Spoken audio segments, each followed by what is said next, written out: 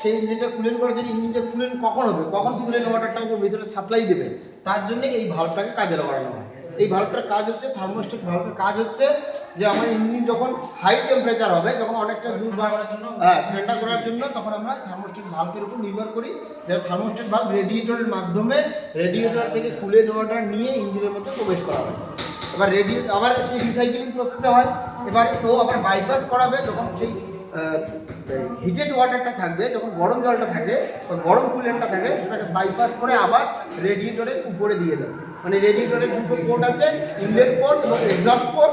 Inlet পোর্টের মধ্যে bypass করে দেবে থার্মোস্ট্যাট ভালভের ওখানে পোর্ট আছে, যে থার্মোস্ট্যাট কেজ আছে, সেই থার্মোস্ট্যাট কেজের মধ্যে দিয়ে কটা লাইন দেখতে পাবো আমরা? তিনটা লাইন দেখতে পাবো। থার্মোস্ট্যাট ভালভের মধ্যে 3টে লাইন দেখতে পাবো। একটা থার্মোস্ট্যাট কেজের মধ্যে যে 3টে লাইন দেখতে পাবো, একটা হচ্ছে ইনলেট, যেটা ইনলেট হবে সেটা হচ্ছে কি কুলিং ওয়াটার ইনলেট হবে। আর যেটা আউটলেট হবে সেটা হচ্ছে হিটিং ওয়াটার, যেটা হিটেড ওয়াটার হবে। সেই হিটেড ওয়াটার আউটলেট হয়ে গিয়ে সেটা রেডিয়েটরের উপরে পড়ে।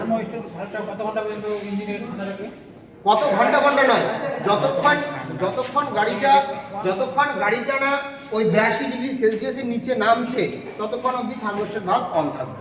যদি 82 ডিগ্রি সেলসিয়াসের নিচে না নামে, যদি সারাদিন 82 ডিগ্রি সেলসিয়াসের উপরে থাকে, সারাদিন থার্মোস্ট্যাট ভালভ অন থাকবে এবং জলটাকে সেটাকে কুলেন্ট ওয়াটারটাকে ও পরিচালনা করে ইঞ্জিনটাকে ঠান্ডা করার চেষ্টা কনস্ট্যান্টলি করে যাবে।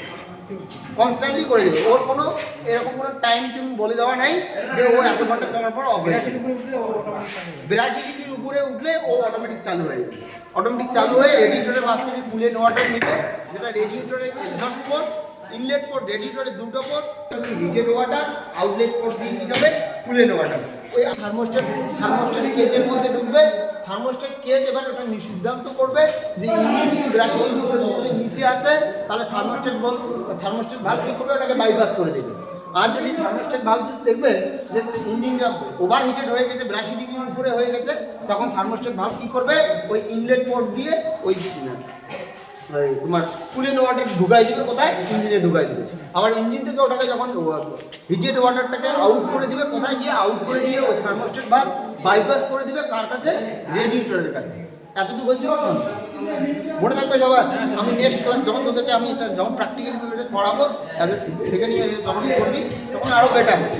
এখন ফার্স্ট ইয়ারে একটু করলি বা দেখলি, অনেকটা নলেজে তোদের থাকবে। ওই জন্য তোদেরকে নিয়ে